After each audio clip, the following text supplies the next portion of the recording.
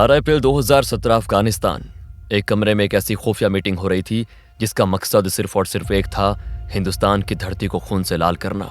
इस कमरे में पाकिस्तान की ISI, TTP, तहरीक तालिबान पाकिस्तान और ISIS की टॉप लीडरशिप एक साथ बैठी थी। कमरे के बीचों बीच बैठा था मौलवी हबीबुर रहमान, TTP का पूर्व कमांडर जो हाल ही में ISIS में शामिल हुआ था।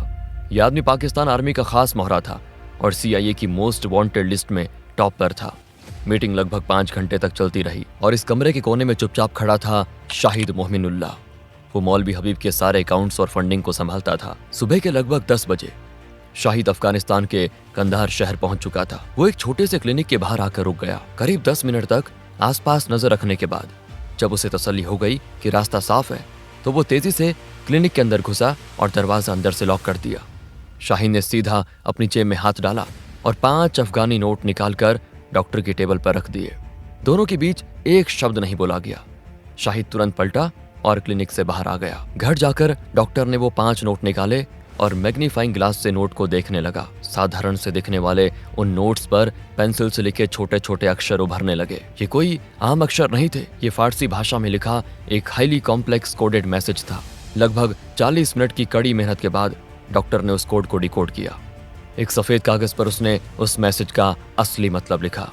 इस साल दिल्ली में मैच खेलने का प्लान है। खिलाड़ी दिल्ली या आसपास के किसी इंजीनियरिंग कॉलेज में एडमिशन ले चुका है। इस डॉक्टर ने अगले ही पल एक सैटेलाइट फोन निकाला और ये मैसेज सीधा 1200 किलोमीटर दूर भेजा। शाहिद कोई पाकिस्तानी आतंकी नहीं, बल्कि पिछले 7 सालों से ISI के अंदर सांप की तरह कुंडली मार कर बैठा रॉ का अंडरकवर एजेंट था, एजेंट सूरी। और वो कांदार का डॉक्टर रॉ का ही एक स्लीपर एसेट था। दोस्तों, इस वीडियो में हम आपको बताएंगे कि कैसे रॉ ने एक फेल्ड UPSC स्टूडेंट की मदद लेकर उस आतंकी को पकड़ा जो दिल्ली में तबाही मचाने वाला था। कैसे रॉ ने खुद उस आतंकवादी को RDX बॉम्ब देकर उसे अपने जाल में फंसाया। यह था रॉ का सीक्रेट ऑपरेशन वुल्फ हंट। 15 अप्रैल 2017 रॉ हेडक्वार्टर्स न्यू दिल्ली। एक सीनियर रॉ ऑफिसर जिनका कोड नेम माथुर था सीधे रॉ चीफ अनिल दसमाना के केबिन में गए। माथुर ने अनिल दसमाना से कहा, वो दिल्ली में है सर, वो दिल्ली में घुस चुका है। अनिल दसमाना ने पूछा, कौन दिल्ली में है? माथुर ने कहा, सर, अफगानिस्तान में बैठे मेरे डीप कवर खबरियों ने एक रिपोर्ट भेजी है। ISI ने बेहद खतरनाक और वेल ट्रेंड आतंकवादी को फंड किया है और वो आतंकवादी इस वक्त दिल्ली में है।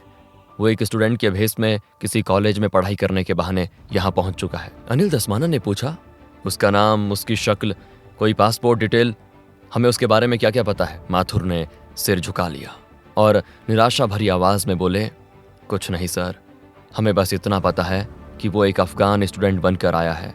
माथुर, तुम्हें अंदाजा है तुम कह क्या रहे हो? इस वक्त दिल्ली में 15,000 से ज्यादा अफगानी स्टूडेंट्स पढ़ाई कर रहे हैं। ये तो घास के बड़े ढेर में एक छोटी सी सुई ढूंढने से भी ज्यादा मुश्किल है। मैं जानता हूं सर, पर अगर हमने उसको जल्दी नहीं पकड़ा तो वो अपने नापाक मंसूबों में कामयाब हो जाएगा और हमारी राजधानी लाशों के ढेर में तब्दील हो जाएगी। आज और अभी से रॉ की सबसे टॉप प्रायोरिटी इस आतंकवादी को ढूंढना है। इस मिशन का नाम होगा ऑपरेशन वुल्फ हंट। माथुर, मुझे रिजल्ट चाहिए और वो भी जल्दी। ऑपरेशन वुल्फ हंट शुरू हो चुका था। माथुर लगातार 48 घंटे तक बिना सोए अपने ऑपरेशन रूम में व्हाइट बोर्ड के सामने खड़े सोच रहे थे। तभी उनके दिमाग में एक चिंगारी जली। उन्होंने खुद से कहा, अगर वो अफगानिस्तान से दिल्ली आया है और एक बड़ा अटैक प्लान कर रहा है तो उसे एक्सप्लोजिव्स और लॉजिस्टिक्स के लिए पैसे चाहिए होंगे। उसके आका उसे कहीं ना कहीं से ब्लैक मनी भेज रहे होंगे। फंडिंग को ट्रैक करने के लिए रॉ एजेंट शैलेश अय्यर को चुना गया। माथुर ने तुरंत शैलेश को बुलावा भेजा। इसके साथ ही माथुर को यह भी एहसास था कि उन्हें ग्राउंड पर एक फील्ड एजेंट की जरूरत है। इस काम के लिए उन्होंने रॉ के सबसे तेज और चालाक एजेंट को चुनना तय किया, जिसका नाम था अजय श्रीवास्तव। माथुर अजय और शैलेश से मिले। माथुर ने शैलेश से कहा, शैलेश, कैसे भी करके तुम्हें फंडिंग को ट्रैक करना है। मुझे एक पतली सी डोर चाहिए जो हमें इस आतंकवादी तक लेके जाए। माथुर ने फिर अजय की तरफ देखा और कहा, अजय, तुम्हारा काम है दिल्ली में हर उस अफगानी स्टूडेंट के बारे में अंडरग्राउंड खबर निकालना जिसने पिछले 3 से 4 महीनों में यहाँ एडमिशन लिया हो। इसके बाद अजय और शैलेश अपने अपने काम पे लग गए। दिन हफ्ते में बदलने लगे और हफ्ते महीनों में। रॉ के ऑफिसर्स दिन रात एक कर रहे थे, लेकिन उन्हें सिर्फ और सिर्फ नाकामी मिल रही थी। एक दिन की बात है, शैलेश को उसका जूनियर कंप्यूटर में एक ट्रांजैक्शन दिखाता है।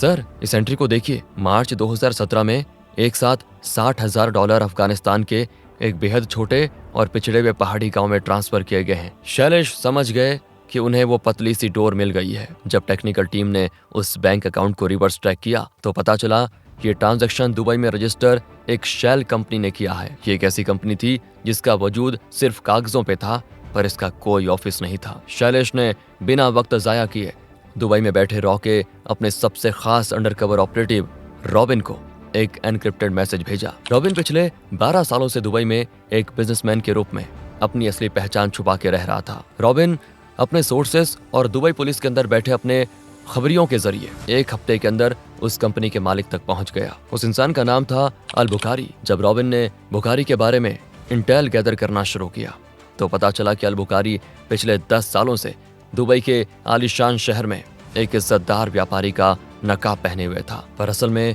वो आईएसआई और टेररिस्ट्स का एक बहुत बड़ा फाइनेंसियर था। रॉबिन की लगातार निगरानी ने एक बेहद खास बात पकड़ ली थी। बुखारी को ब्रेन ट्यूमर था और इस बीमारी की वजह से वो हर हफ्ते दुबई के मशहूर राशिद हॉस्पिटल में अपना सिटी स्कैन और चेकअप करवाने जाता था। रॉबिन ने पता लगाया कि सिटी स्कैन वार्ड में एक इंडियन ओरिजिन की नर्स काम करती है। रॉबिन ने उस नर्स को अप्रोच किया, उसे इंडिया में एक सेफ फ्यूचर और एक बेहद ही अच्छी नौकरी देने का लालच किया, वो भी सरकारी। देशभक्ति और बेहतर भविष्य के लालच ने उस नर्स को रॉ का एसेट बना दिया। अगले हफ्ते जब बुखारी अपने बॉडीगार्ड्स के साथ राशिद हॉस्पिटल पहुंचा तो वार्ड के अंदर उसने अपने सारे मेटल के आइटम्स, अपना वॉलेट और अपना हाई एंड एनक्रिप्टेड फोन उस नर्स की ट्रे में रख दिया। बुखारी सिटी स्कैन मशीन के अंदर लेट गया और जैसी मशीन की आवाज चालू हुई उस नर्स ने सफाई से बुखारी का फोन गायब कर दिया और एक डमी फोन वहां पे रखा और पिछले दरवाजे से हॉस्पिटल से निकल गई। वो सीधे दुबई में मौजूद रॉ के एक सेफ हाउस पहुंची जहां रॉबिन उसका इंतजार कर रहा था। अगले 24 घंटे के अंदर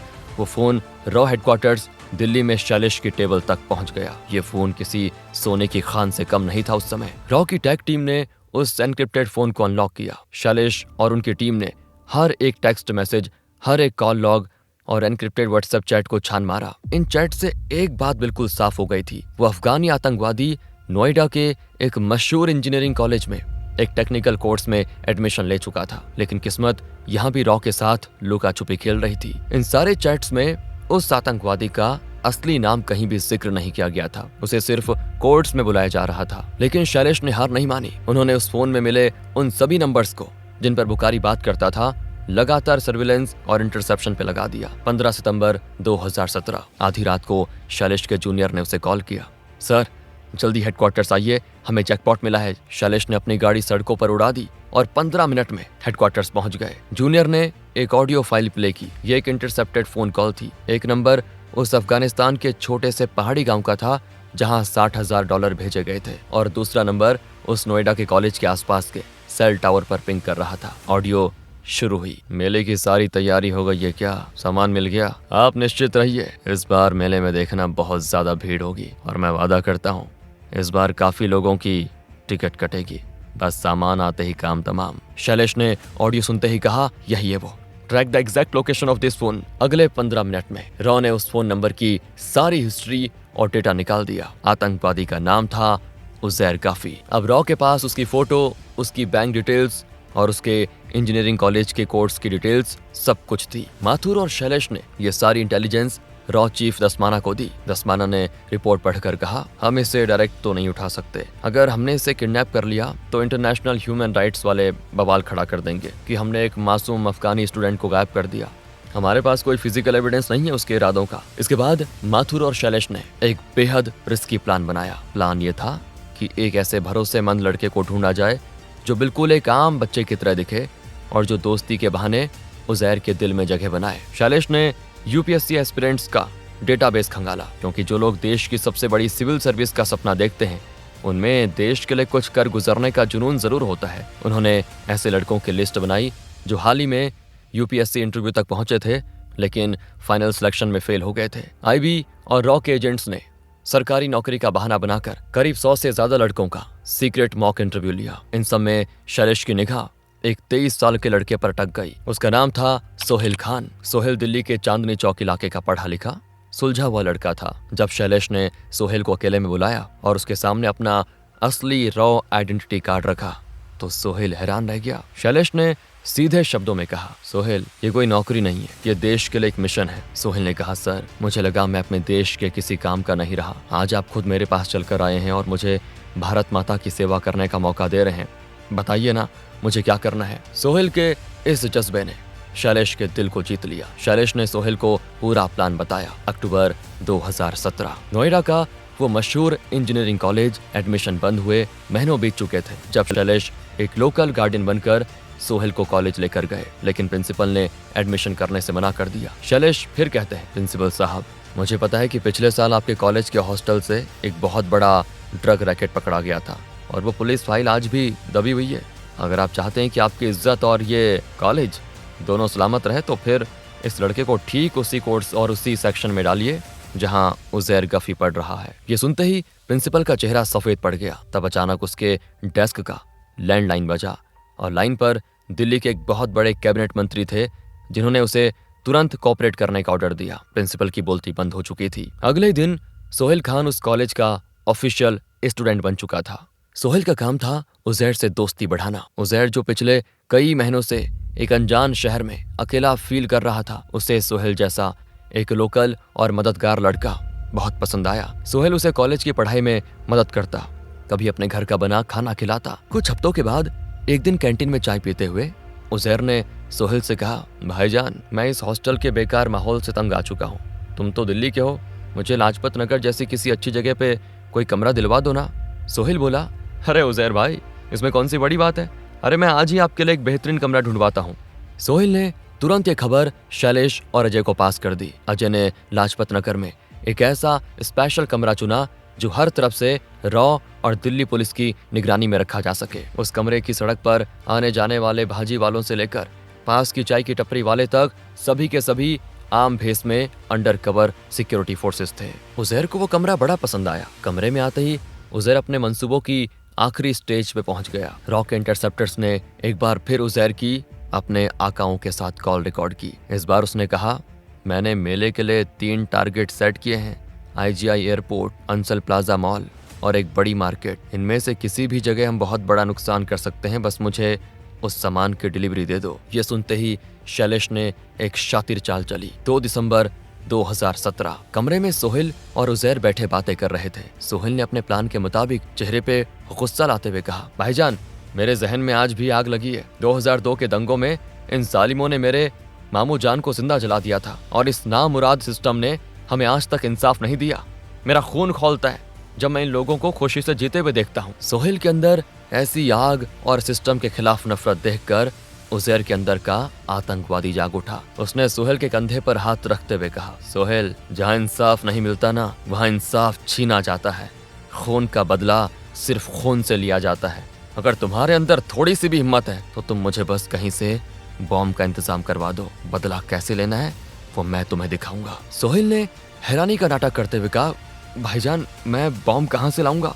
हाँ, मेरा एक चाचा है, वो पुरानी दिल्ली में कुछ ऐसे अंडरवर्ल्ड के लोगों को जानते हैं जो ये सब स्मगलिंग करते हैं। मैं उनसे बात करके देखता हूँ। मछली पूरी तरह कांटे में फंस चुकी थी। सोहेल वहां से निकला और शैलेश को ये खबर देता है। शैलेश ने सीधा DRDO के टॉप मिलिट्री साइंटिस्ट्स को कॉल किया। उन्होंने DRDO से स्पेशली एक RDX बॉम्ब बनाने को कहा। कुछ ही दिनों में वो बॉम्ब रॉ के पास पहुंच गया। 12 दिसंबर 2017, सुबह का वक्त था। दिल्ली के खुफिया सेफ हाउस में शैलेश, अजय और सोहेल तीनों मौजूद थे। शैलेश ने एक काले रंग का भारी स्पोर्ट बैग सोहेल के हाथ में दिया। बैग को लेकर सोहेल उज़ैर के कमरे की तरफ बढ़ रहा था। उसके ठीक पीछे थोड़ी दूरी पर अजय और 30 से ज्यादा दिल्ली पुलिस के black cat commandos civil dress में पूरे इलाके को घेर चुके थे। जैसे ही सोहेल कमरे में घुसा, उज़ैर की आंखें बैग पर टिक गई। सामान लाया? उज़ैर ने बेसब्री से पूछा। सोहेल ने कांपते हुए हाथ से बैग मेज पे रखा। उज़ैर ने बैग खोला और वो एक्सप्लोजिव देखकर खुश हो गया। उज़ैर ने उस बॉम्ब को बाहर निकाला और उसे चेक करने के लिए तुरंत बाथरूम की तरफ गया। सोहेल पलक झपकते ही कमरे के दरवाजे से बाहर निकल गया। सोहेल के बाहर आते ही अजय ने इशारा किया और कमांडोज ने कमरे में धावा बोल दिया। लेकिन उज़ैर एक ट्रेंड आतंकवादी था। उसने बाथरूम की खिड़की से कमांडोज को देख लिया था। जैसे ही कमांडोज दरवाजे से घुसे, उज़ैर बाथरूम की छोटी सी खिड़की का शीशा तोड़कर उस बैग के साथ कूद गया और अजय, जो दरवाजे पर थे, उन्होंने चिल्लाकर कहा, अरे वो भाग गया, उसे पीछे से पकड़ो।